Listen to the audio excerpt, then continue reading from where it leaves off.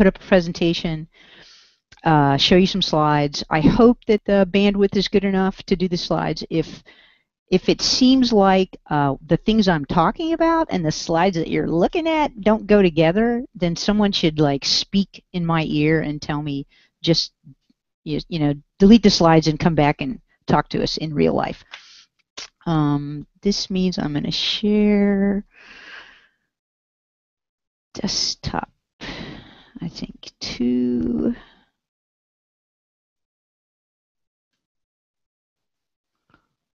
stand by just 1 second.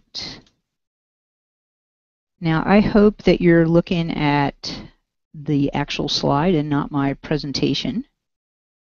I'm going to come back and I want you to nod your heads if that looked like a presentation slide that you were just looking at.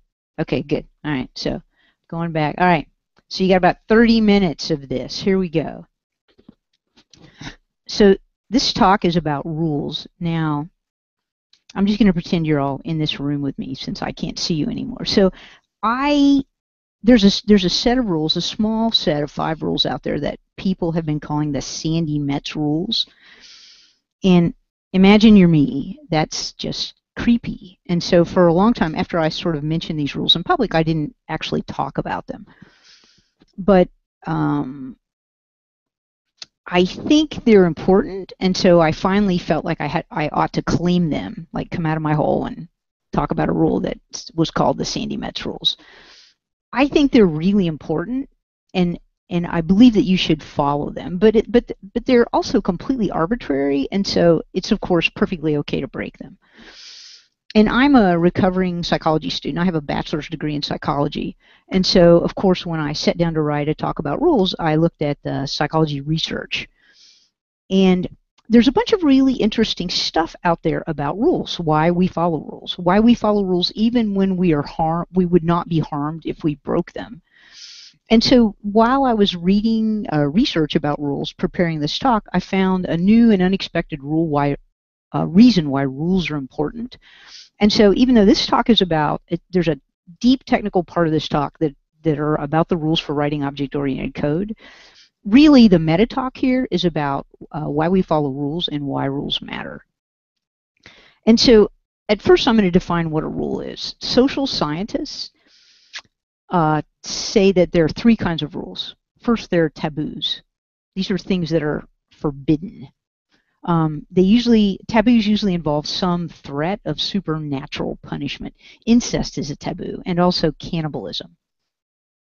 They promised me you would laugh at my jokes even if I couldn't hear you, so I hope you're laughing at the pumpkin. So these are common. Incest and incest and cannibalism are really common taboos, but scarily enough, there is no single taboo that is universal. Like everything goes somewhere. And so first there are taboos. Next there's laws. Laws are rules that govern behavior, and they're enforced by social institutions, which obviously are not always rational. And so there's criminal and civil laws, but again, it's a social institution that enforces them. Finally, there's customs or norms.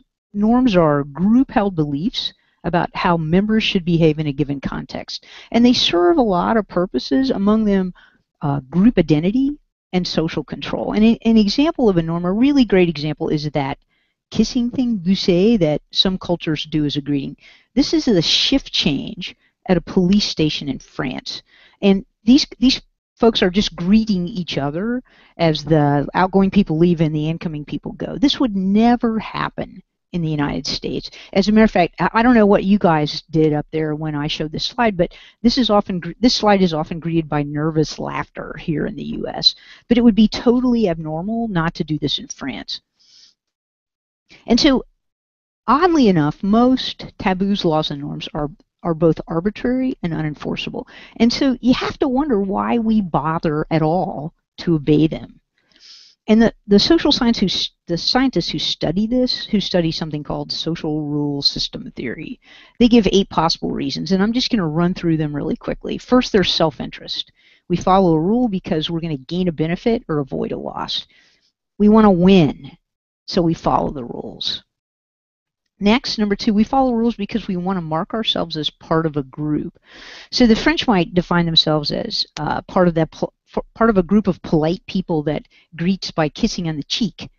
And maybe we think of ourselves as a group of people who never leaves trailing white space. And so there are all kinds of ways for groups to identify themselves. But regardless of how informal or the rules are, they delineate the group, and we use them to recognize one another. This is BrazilConf. This is RubyConf Brazil. And culturally, these people look a little different than me, but also I can look at them instantly and know that they're us. They're part of our group. And so next you might follow a rule because it was given to you by an authority. There are religious authorities and secular ones.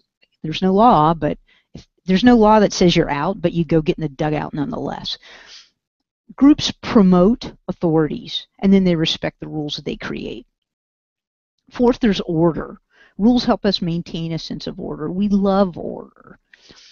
We follow rules that are otherwise meaningless just because they make the world seem regular and dependable. We all know the right distance apart to stand at the bus stop, and we're really uncomfortable when other people break that rule. The fifth reason is social sanctions. The most obvious, prison is the most obvious threat. But however, some rules have sanctions built into them, and we tend to follow these rules even when they aren't expressly prohibited by law. So some rules we follow because of what they call the veil of ignorance. We follow them even when we're harmed by doing so because we don't understand the consequences. Perhaps you have a rule that says, take all free things. It might be important that you like tattoos if that's the case. And finally, you might follow a rule out of simple habit. We like to think of ourselves as self-aware, but in many ways we're programmed by our experiences and our cultures, and the most deeply accepted rules are often the least questioned. And so there you go. Rules are taboos, laws, and norms, and we follow them for these 8 reasons, social scientists say. And we do that. We can follow rules even when it's not in our self-interest to do so. And so now I'm going to switch to the tech part of this talk and give you 5 rules. These rules are norms. There's no law that says you had to follow them. And despite the fact that sometimes in our community we treat rules like taboos, these rules are not chiseled in stone. And each of the rules is actually a constraint. It's a limitation on behavior. The first rule is that a class may not contain more than 100 lines of code. Next, a method may not contain more than 5 lines, and you may not pass more than 4 parameters to any method, and you can't just cheat with a hash. Now, I've always regretted allowing 4 here. Having 4 parameters suggests that there's an object in here somewhere, and I don't know. I sometimes wish I'd said 3 parameters, 3.5 maybe. And so these 3 rules, 100 lines of class, 5 lines of method, 4 parameters of method, they're purely about writing Ruby code, straight up Ruby code. But the next 2 rules are about writing Rails code. And here they are. A controller action may pass only 1 instance variable to its view, and a controller can know only about 2 class names, one businessy kind of class name and one presenter class name. Now, when I first mentioned these rules in public, I misspoke and I said 1 class here. I said a controller action could only know 1 class name, and it turned out that some people took that literally and went and followed that rule, and it turns out it works just fine. This is just like having 3 parameters, right? You could, it is completely doable to have every controller action just know about 1 class name. And so then, of course, I give a final rule, and this rule is about breaking the rules. You can break any rule you want, as long as you can get someone else to agree that it makes sense to do so. And so there you go. This is it. 5 rules. Now, these rules came about because I spent a week with a place where they had code that had gone dramatically in the opposite direction. They had many 1,000-line active record classes. They had controller actions that knew tens of class names. They were rendering so many partials that took so many different instance variables that they finally, this is what the programmers told me, they had finally given up, and when people had to work on code, they would just fill out every instance variable they could ever imagine any view needing, because unless they did that, stuff would break, and they had a hard time figuring out what it was. So they had just basically given up. They were instantiating like everything below user and putting it in instance variables before they rendered a view. And so these rules were an attempt to put pressure on the other end of the teeter-totter. I was deliberately trying to give them an antidote for things that were much too big. But it turns out that, and so these rules drive you, they have a set of consequences if you follow these rules. Imagine the app that was created by these rules. Imagine what your app looks like if you follow these rules.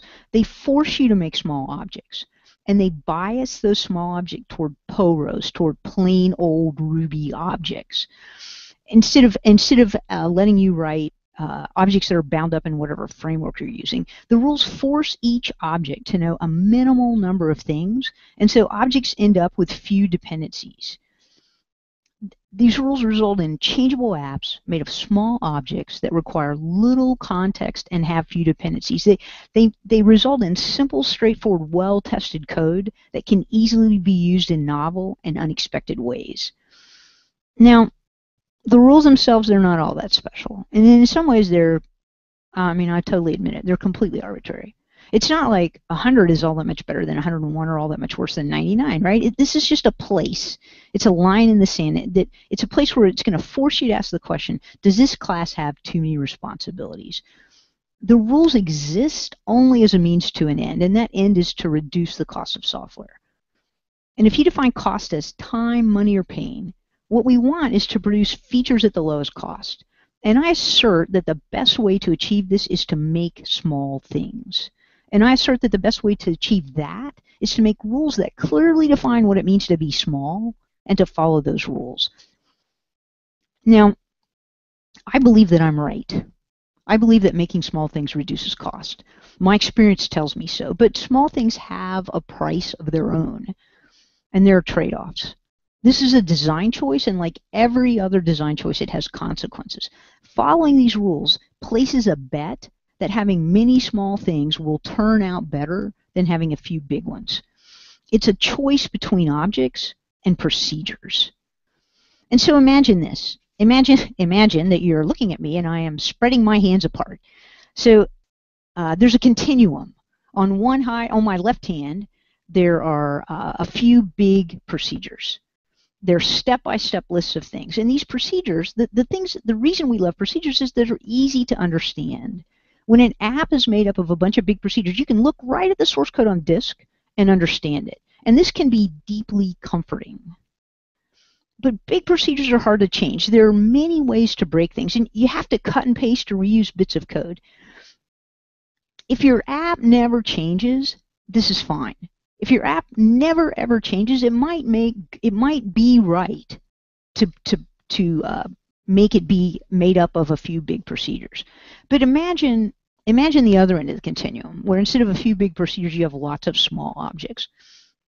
This is initially harder to understand. Looking at the source code does not tell you everything because much of the logic of the app is encoded in the messages, and messages only exist once the app is up and running in memory. And if you want to understand the operation of the app as a whole, you have to look at the source code on disk, and then you have to imagine the running app, supply and fill in the messages for yourself.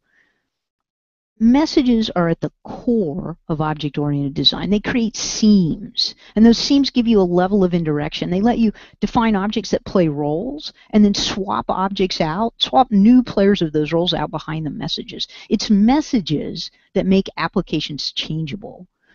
And so we have this tension between big and easily understandable as a whole and small and less immediately understandable but more changeable. And placing a bet on small objects means that you have to believe that you're going to get more value out of making small objects than you are out of a few big procedures. So let me tell you two stories. Right after Pooter came out, right after Practical Object-Oriented Design came out, not this RailsConf, but the RailsConf a year ago, I ran into a guy at RailsConf who'd read the book.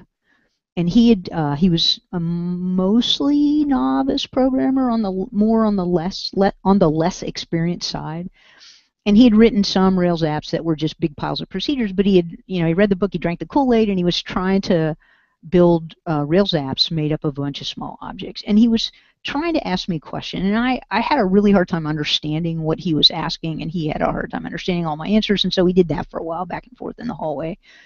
And finally I understood his question. When I finally understood his question, it was this.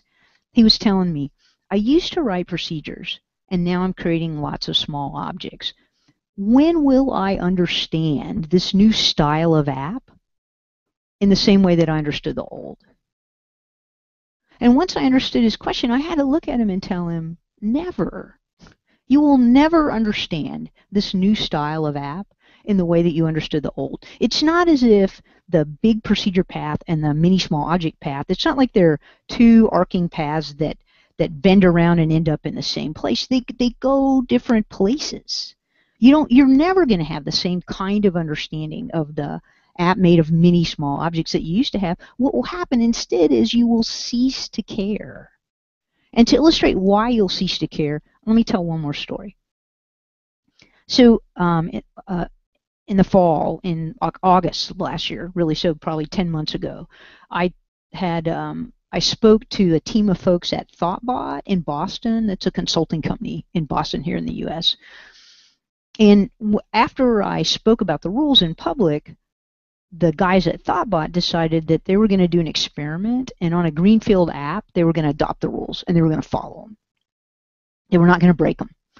And over the course of the project, they absolutely grew to love them. And so they did this for about 6 months, and then I got in a hangout with them before I gave the first version of this talk.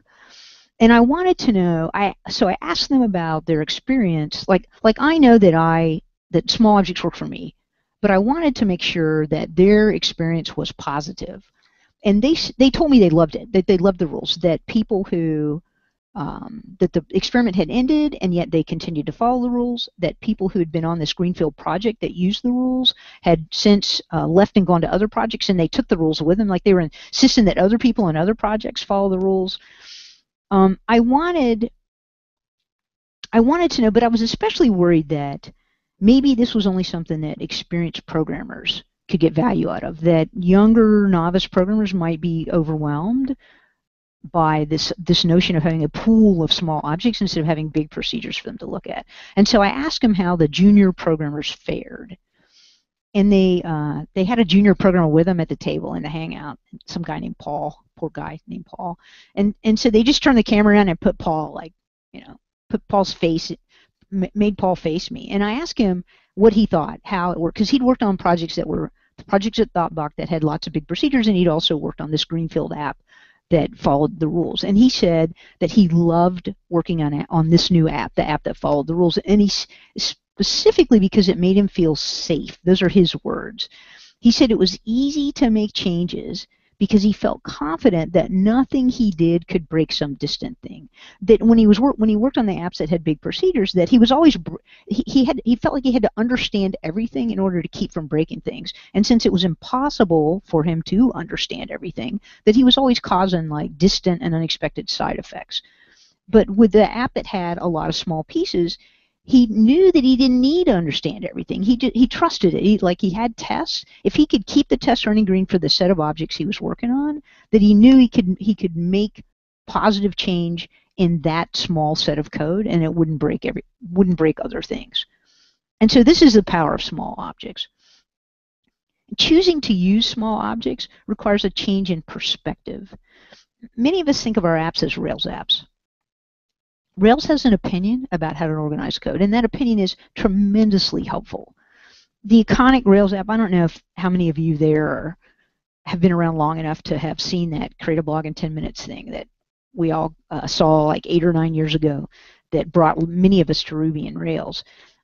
If you saw that, if you think back to that iconic Rails app, there was a controller action that knew the name of one class, the post class, and that controller action set one instance variable at post for use by its view. And that's the classic Rails pattern, and that was the classic Rails app. It was a wrapper around a database that let you create, edit, update, and delete, do CRUD operations on that database. And the edges of the framework, the incoming request, the controller, and the persistence, where the data gets shoved out on the other side, those edges were stuck right together. The controller and the controller and the incoming request layer and the persistence layer were actually glued together, attached in that app. And if this is the problem you have, if you need to write an app that wraps a GUI around a database, you should use this pattern. And what that means is you should do just what Rails tells you to do. You should pour your code, put all your incoming code into subclasses of application controller, and then put all your persistence code into subclasses of active record base, and let the controllers know about the active record classes. Glue it together just like that, if that's the problem you have.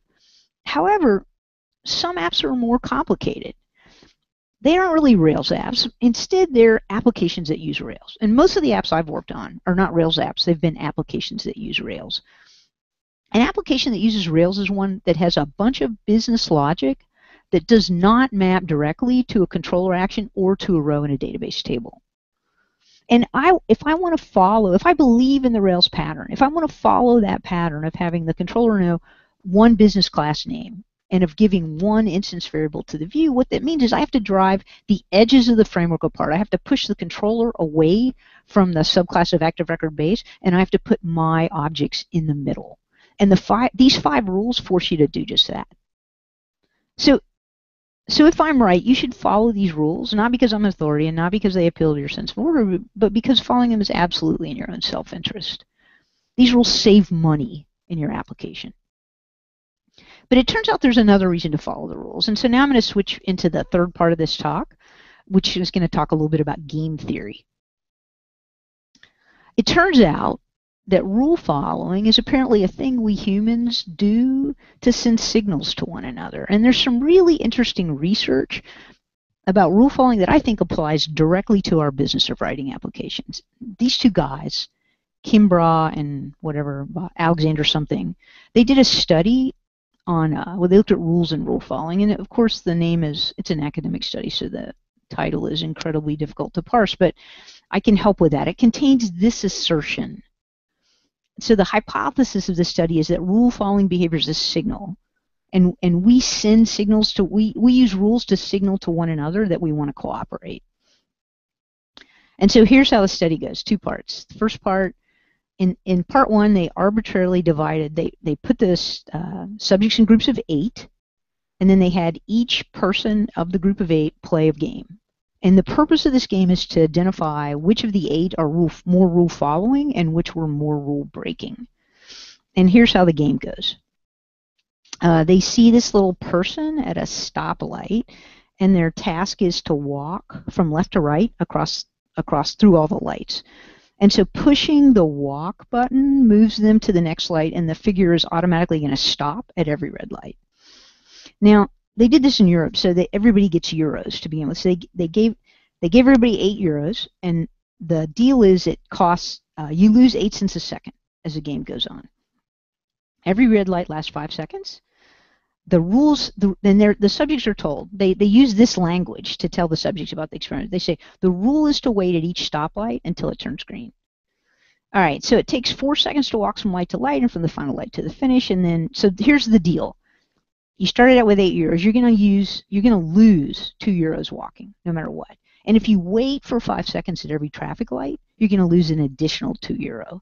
So if you follow all the rules, the most you get to keep is 4 of your 8. You can only keep 4.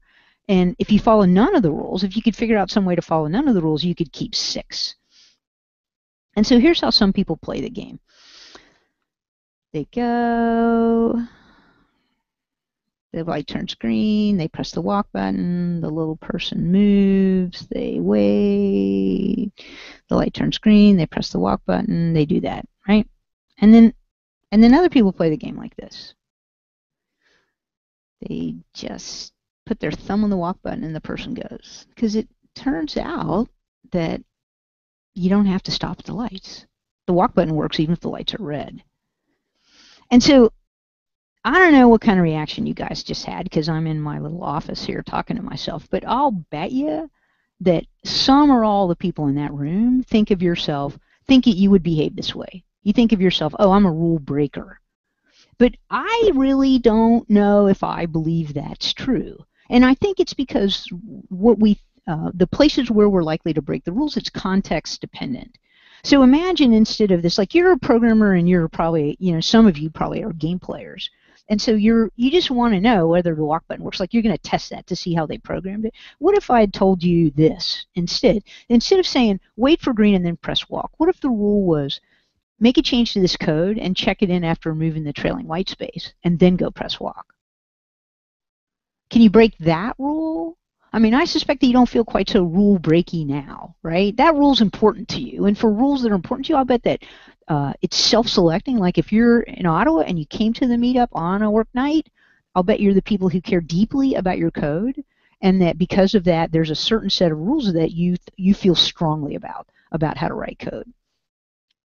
And so they did. So the study started out with those. They took 8.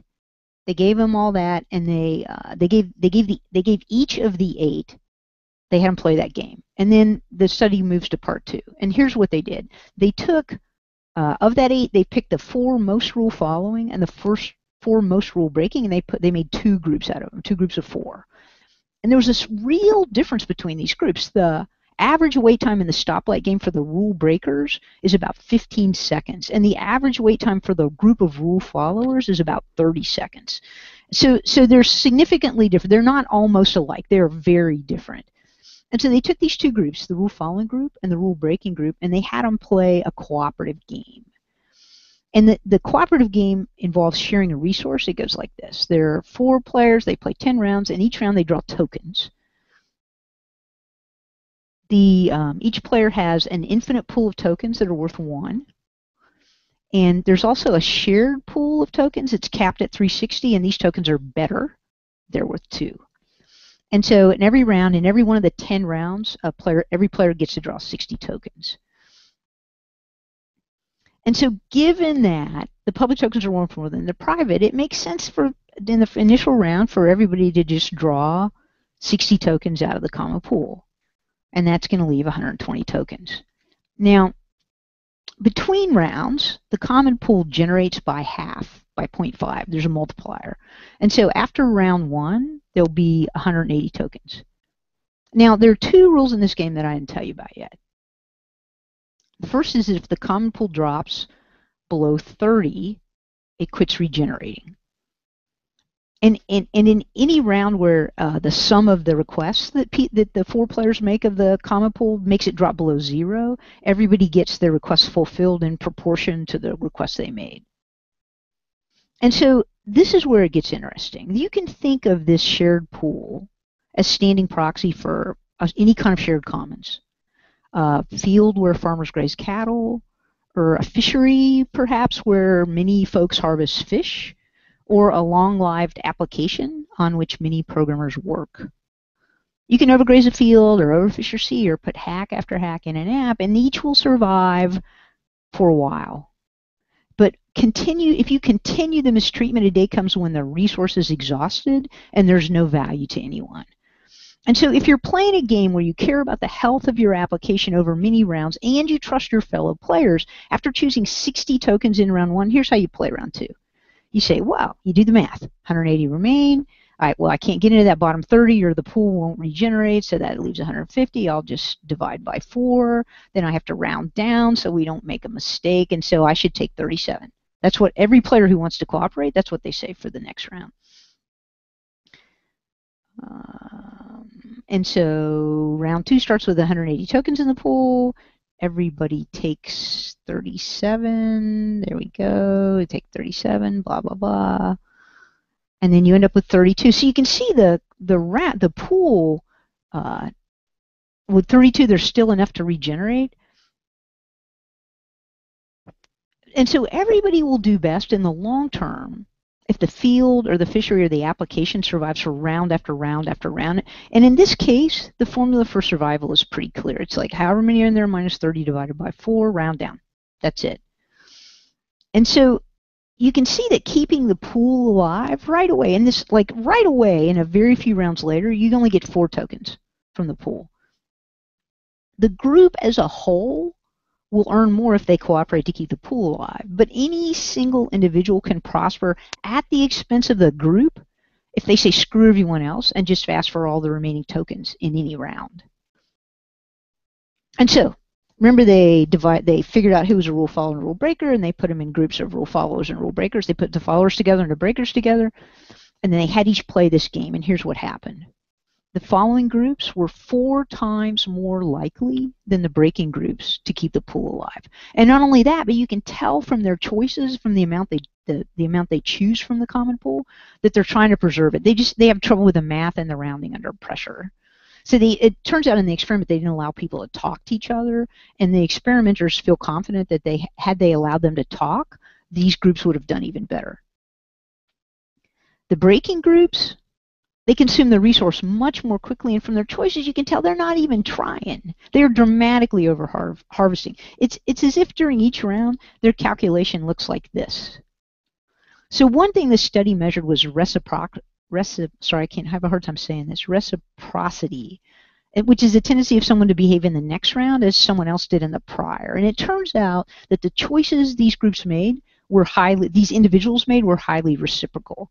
And so this is great if everyone is preserving the resource. Like if we're all mats, it creates a system where everyone stays nice. But the players reciprocate bad behavior too. And when a bunch of rule breakers get together, they each behave badly, and then they all reciprocate and they have some sort of mutual race to the bottom. Okay, so it's distressing maybe, but not too surprising. But then the experimenters did one more thing. They mixed the groups up. They actually put one rule breaker in a group where there were 3 other rule followers. So they made these mixed groups. And it turns out that the mixed groups behave like breaker groups. And the author suggests that this is because of that quality of reciprocity. It's as if there's a round played where someone takes more than their share, and it hits everyone right in the fairness gene, and in the next round they all reciprocate. And so because of this, mixed groups behave like breaker groups, and the authors of the study suggest this will always be true. They say that having one rule breaker on a team will inevitably cause it to exhaust the shared pool, and by extension to overgraze the field or overharvest the fishery. And if I can take this analogy all the way to software development, we can ruin the app. I don't know whether we should take this analogy all the way to software development, but I have definitely seen teams and projects and code which make me believe that this analogy is apt.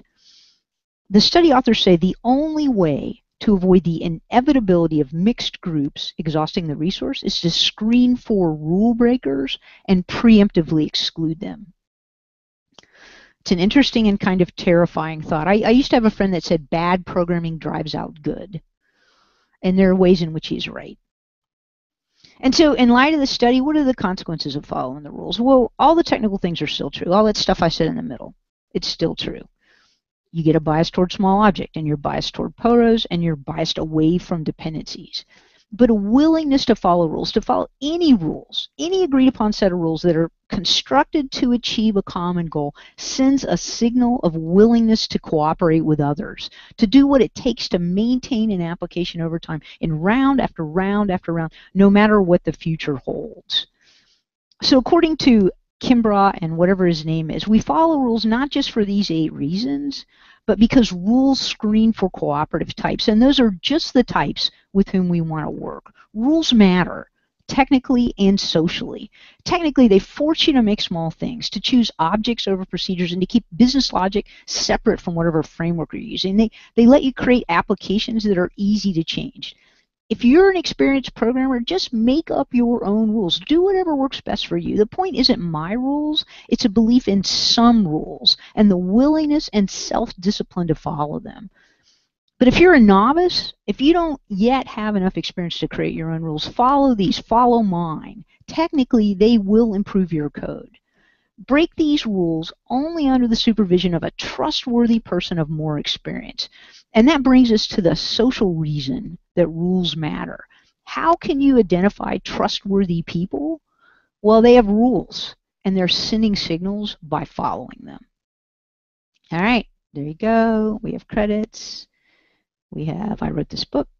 I'm teaching this course in London. You know, okay, I'm from the US, so and we're bad at geography, so I'm assuming you guys are close to London, right? Okay, maybe not. Maybe not so much. But if you want a vacation this summer, come to London. I'm also working on a book about rail, a book about how to apply practical object-oriented design principles to Rails with Sarah May and Doc and TJ. We're gonna take questions now, so I'm gonna hit that and quit sharing.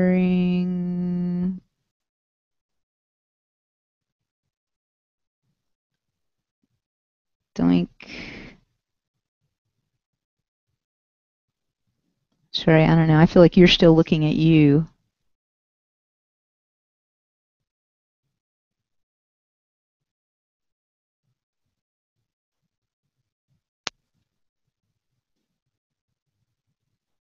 Yeah, here. It strikes me that maybe I don't really know how to. Oh wait, I'm typing on the chat window. That's what's going on here. That'll help. Cancel. There we go. Okay. I can't hear anything. There's no sound coming in from your end. You're gonna have to do this to me, right? You're gonna have to put up. It's sad. I have my mic on. Okay, I'm standing by.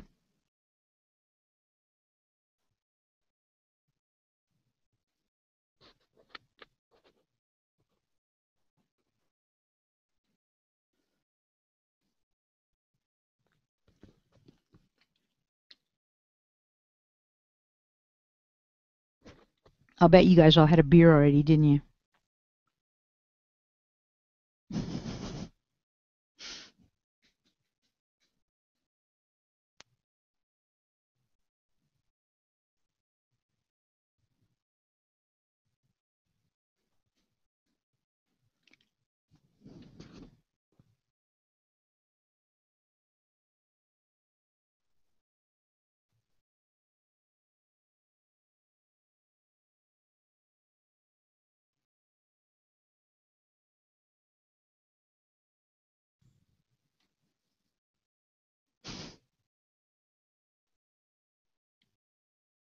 For those of you who can't see, he's scratching his head now.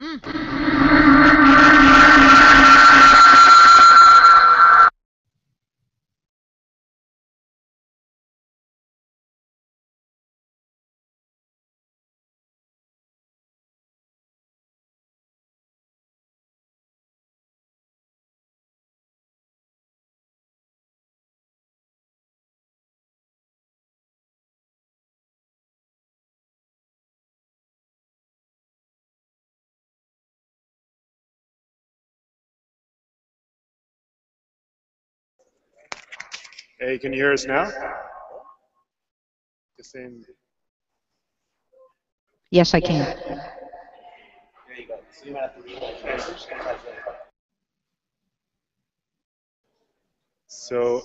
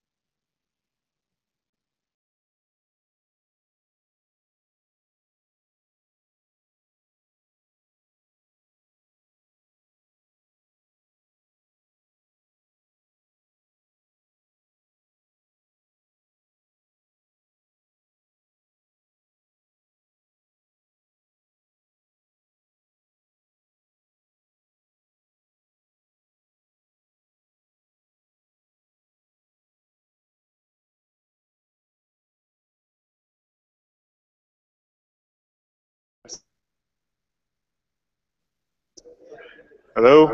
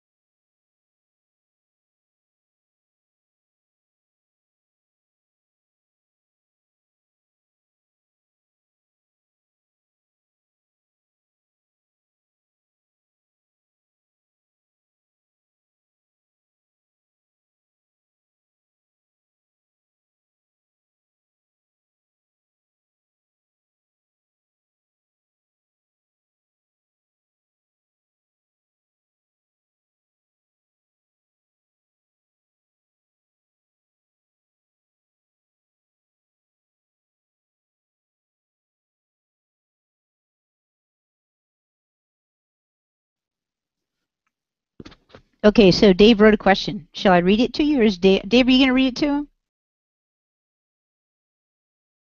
Okay, I'll stand by.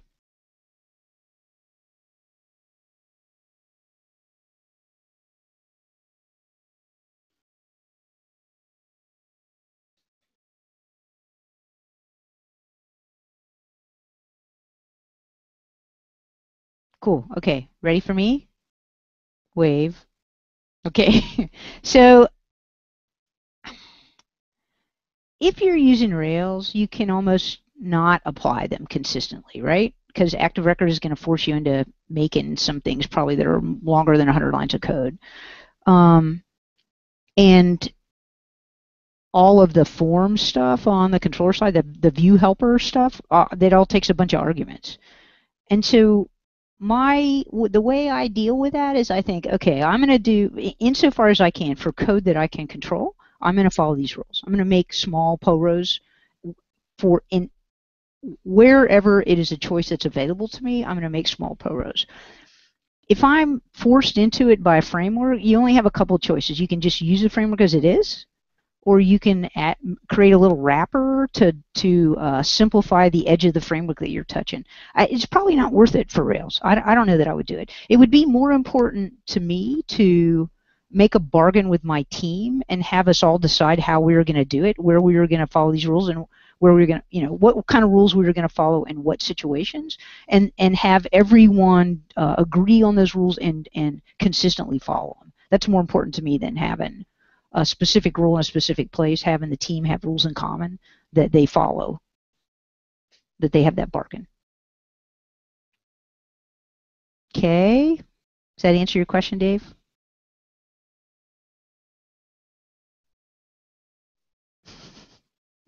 This is kind of weird. You guys get that it's weird, right? Yes.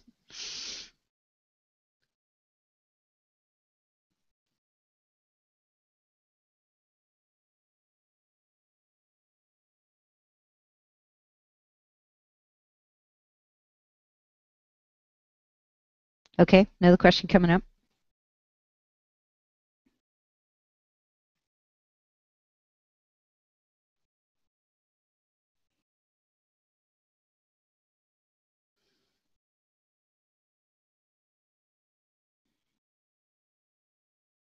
I mean, at some point I'm gonna have to go get a beer because it's now 8 o'clock and I haven't had my nightly beer, but I'm in no rush other than that.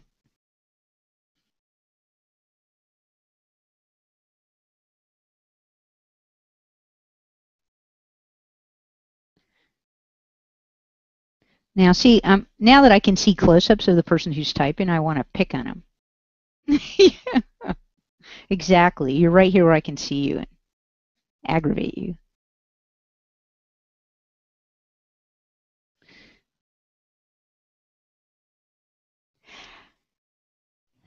So, are you going to repeat that question for the folks there?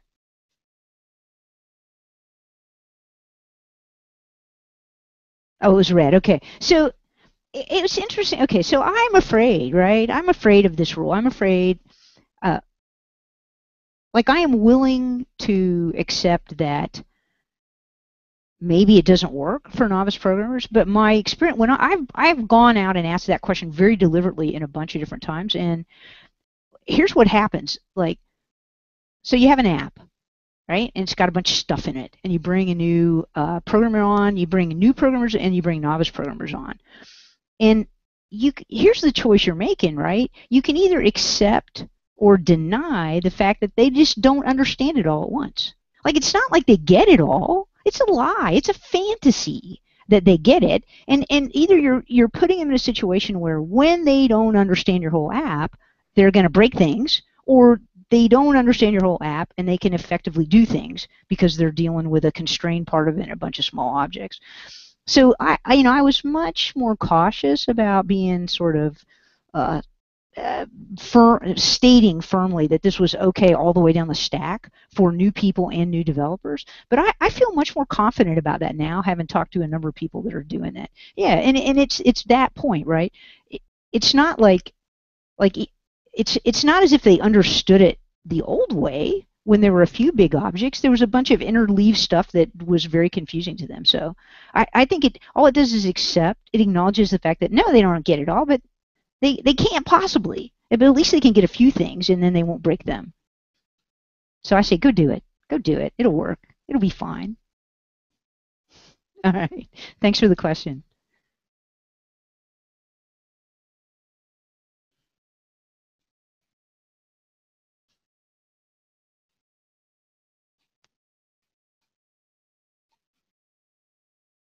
You bet. Is that my cue to go? Are we done? Or are there more questions? Say two more questions. Okay. Cool. Because we don't want to keep them all, right? People will hate us if we keep them too late.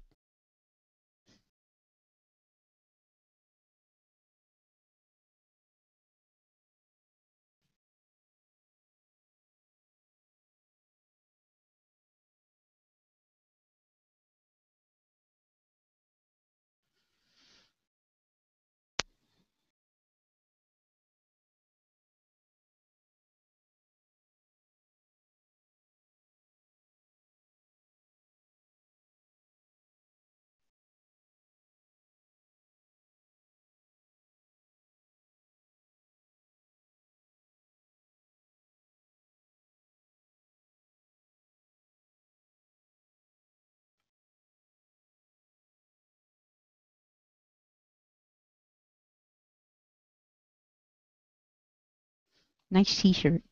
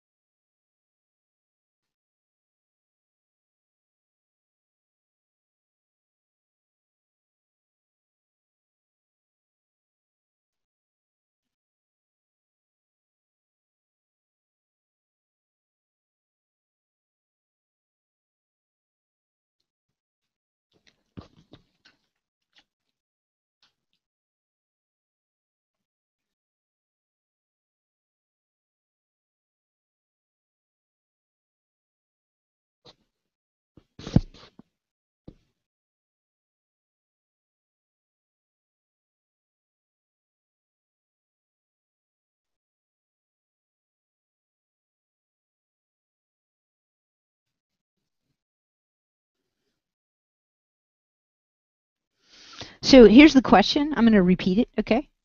So he was wondering in the game where people cooperated whether that analogy could be applied to technical debt taken on by different developers on a project. Well, the answer is probably. The more nuanced answer is it depends on why people are taking on technical debt, right? Like I've definitely worked with people who made judicious expenditures of our customers' money, and they were willing to, do like for a thing that was a crisis, they were willing to sort of lower their standards and get product out the door when that was important and necessary, right? And they with the intention that they would take on technical debt and they would pay it off later. But they were willing to, do the right thing for the business instead of having it all be about the programmer. Like I definitely know people who've done technical debt like that, but I've also been in shops where there was some guy that the bosses loved because he was always getting stuff done really fast, and he did it by destroying code and then everybody else had to pick up the pieces, right? And so that person, I don't know, I kind of hated them. Like it's a difficult technical problem to solve when, I mean, that's the case where someone benefits at the expense of the group as a whole. And so what we want is we want as a team to have an idea about, what we believe to be the right way to write code. And it's definitely true that every now and then you should take on technical debt in order to get features out the door. But we shouldn't do that at the expense of the other members of the team. And so I draw a distinction between technical debt done in both those cases. Does that answer your question? He's going to type some more. No pressure, though. No typing pressure. Okay, okay, great. All right, thanks.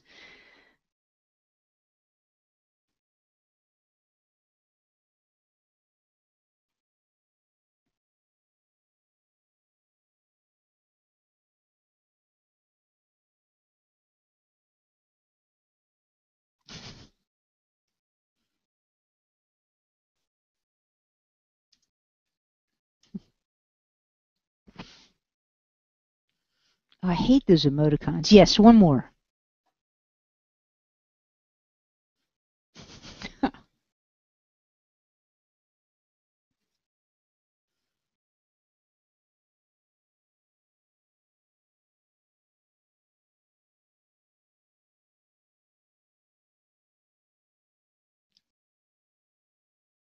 Hangouts are cool. I have to say, even though I can't hear you, it's neat to be here.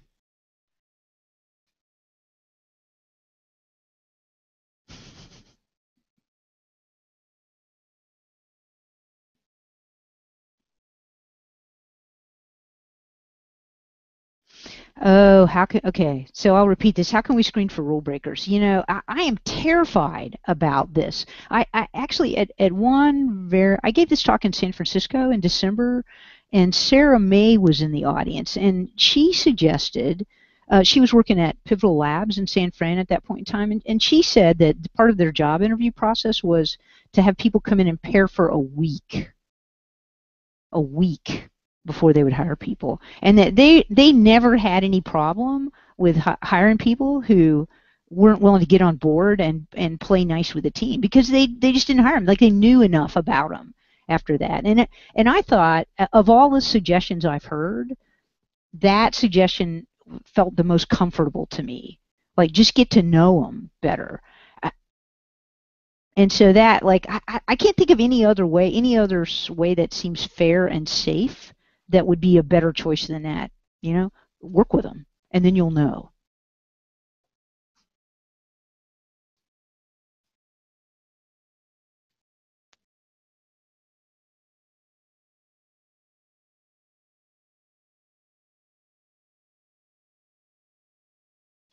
You're welcome.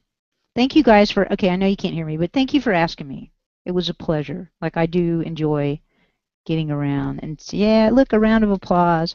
And I want to see Edward again before we go. Edward Campo Gooding. So stop applauding for a minute. I'm going to tell you one really short story about Edward. I'm going to tell you one tiny thing. And well, here. So years ago, I had never given a talk. No one knew my name. I was nobody. I got for reasons I will not go into, I succumbed to the pressure to try to give a talk somewhere, and I got a talk, amazingly enough. Don't ask me how. I got a talk accepted at Garuko in New York. I mean, seriously, you could not Google me and find my name on the internet at that point in time. And I was such an unknown that I felt like, well, they were never going to pick my talk unless I have some internet presence. And so I wrote one blog post, and I linked to that blog post in my response to the CFP to explain the kind of things I might talk about, that I might do. And the talk was on solid, and the blog post was about dependency injection.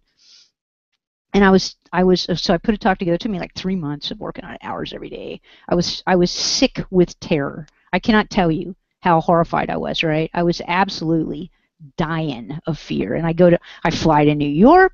Okay, that's a big city. I'm from Durham, North Carolina. I fly to New York, and then I have to get on the subway and go places, and I have to find Pace College. And I mean, the whole thing was absolutely just incredibly stressful. And I walk into Pace, and there's this sweet young guy who looks around and does a double take. He looks at me, and he says, "Oh, you're Sandi Metz."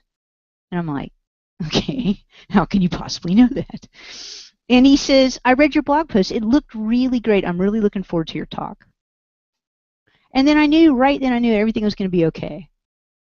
And so I want to thank Edward in front of all his buddies tonight. And I want to tell you guys, like, do not ever quash that impulse to kindness. Like, he didn't have to say it, and it probably didn't mean nearly as much. I had to remind him when I saw him years later that he had done that. Like, it wasn't a big deal to him. It didn't cost him much. It wasn't even really memorable to him. But it made a huge impact on me. And I'll never forget it. Let me just say that. I'll never forget it. It made all the things I've done since then a little bit easier. And so I want you to appreciate Edward as much as you should if you don't already. And I just want to tell you, like, don't ever quash that impulse to kind of, you have no idea what an impact you can sometimes have in other people's lives.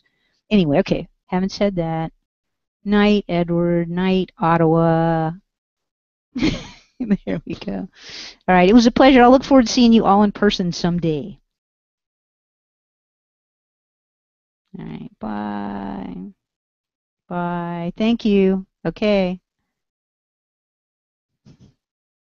All right, I'm out of here. I'm leaving you. Yeah, you're quite welcome. It was my pleasure. All right, see you. Night.